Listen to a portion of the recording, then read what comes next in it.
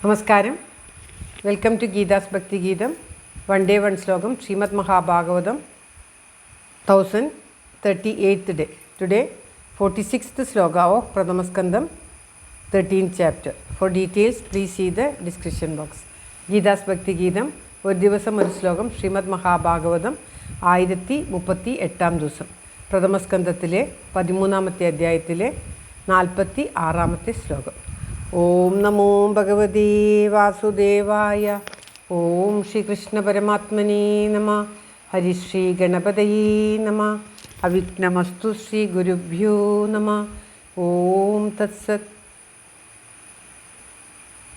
കൃഷ്ണം നാരായണം വന്ദേ, കൃഷ്ണം വന്ദേ വ്രജപ്രിയം, കൃഷ്ണം ദ്വൈപായനം വന്ദേ, കൃഷ്ണം വന്ദേ പ്രദാസുതം. ശ്രീപരമാനന്ദനാഥനായ അദ്വൈതദീപമായി, മോക്ഷേഷു വൃന്ദമന്ദാരമായി, കാരുണ്യവാരിധിയായി വിഭൂദേശനം നാരായണൻ മമ മന്ദത മാറ്റണം. ഓം തത്സത്. ശ്രീമദ് മഹാഭാഗവതം പ്രഥമസ്കന്ധത്തിലെ 13ാമത്തെ അധ്യായത്തിലെ 46ാമത്തെ ശ്ലോകം. അഹസ്താനി സഹസ്താനാം അപദാനി ചതുഷ്പദാം, ഫൽഗുനി തത്ര മഹതാം ജീവോ ജീവസ്യ ജീവനം. ഓം തത്സത്. അഹസ്താനി സഹസ്താനാം അപദാനി ചതുഷ്പദാം, ഫൽഗുനി തത്ര മഹതാം ജീവോ ജീവസ്യ ജീവനം. ഓം തത്സത്. പദം പിരിക്കേണ്ടത് അഹസ്താനി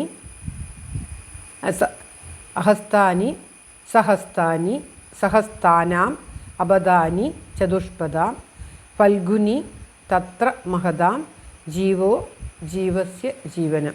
അതായത് സഹസ്താനം കൈകളോട് കൂടിയവർക്ക്, അഹസ്താനി കൈകളില്ലാത്തവയും, ചതുഷ്പദാം നാല് കാലുകളുള്ളവർക്ക്, അപദാനി കാലുകളില്ലാത്തവയും, തത്ര അതിൽ തന്നെ, മഹതാം മഹത്തുക്കളായവർക്ക്, ഫൽഗുനി തുച്ഛങ്ങളായ അതിനേക്കാൾ ചെറുതായിട്ടുള്ളതും, ജീവസ്യ ജീവന് ജീവൻ, ജീവ ജീവൻ, ജീവനം വൃത്തിദ്രവ്യം. അതായത് നാരദർ പറയുകയാണ്, കൈകളില്ലാത്ത പശുക്കൾ മുതലായവ, കൈകളുള്ള മനുഷ്യർ മുതലായവർക്കും, 4 കാലുള്ള ആർഷാദികൾക്ക്, തൃണം മുതലായവയും, മഹാഭൂതങ്ങളായിട്ടുള്ള രാക്ഷസാദികൾക്ക്, അല്പഭൂതങ്ങളായിട്ടുള്ള മനുഷ്യർ മുതലായവയും ആഹാരപദം അർത്ഥമായിട്ട് ദൈവത്താൽ ഭഗവാനാൽ കൽപ്പിക്കപ്പെട്ടിരിക്കുന്നു.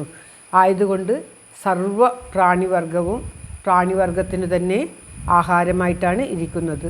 മൃത്യു ആർക്ക് വേണ്ടെങ്കിലും എപ്പോൾ വേണമെങ്കിലും സർവ്വസമയത്തും സർവ്വദിക്കിലും സുലഭമായിരിക്കുന്നു, ആഹാരമായിട്ടും പല വിധത്തിലായിട്ടും.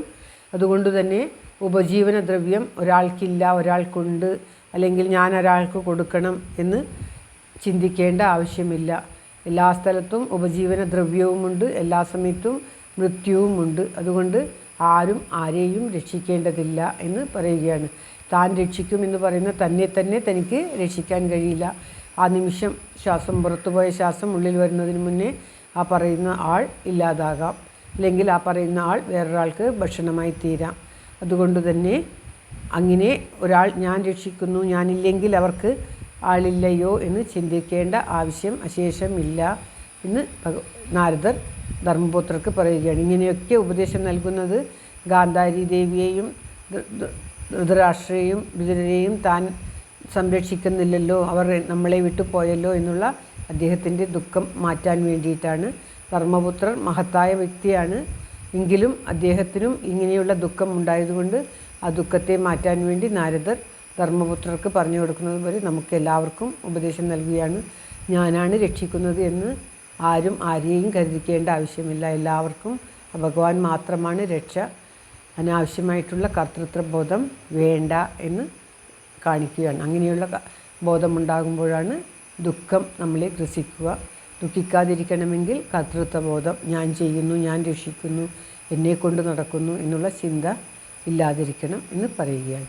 ശ്ലോകം ഒരിക്കൽ കൂടി. അഹസ്താനി സഹസ്താനാം അപദാനി ചതുഷ്പദാം, ഫൽഗുനി തത്ര മഹതാം ജീവോ ജീവസ്യ ജീവനം. ഓം തത്സത്. സർവത്ര ഗോവിന്ദനാമസങ്കീർത്തനം ഗോവിന്ദ ഗോവിന്ദ. എല്ലാവരുടെയും നന്മയ്ക്കും ആയുരാരോഗ്യ സൗഖ്യത്തിനുമായി പ്രാർത്ഥിച്ചുകൊണ്ട് ശ്ലോകം ഭഗവാന്റെ തൃക്കാൽക്കൽ സമർപ്പിക്കുന്നു. Geetha Rajan. Thank you for watching. All the best. Have A very very nice day. God bless you. ദൈവം അനുഗ്രഹിക്കട്ടെ. എല്ലാവർക്കും എല്ലാവിധ ആയുരാരോഗ്യ സൗഖ്യവും നന്മയും ഉണ്ടാകട്ടെ. ഓം തത്സത്. ശ്രീമദ് മഹാഭാഗവതം.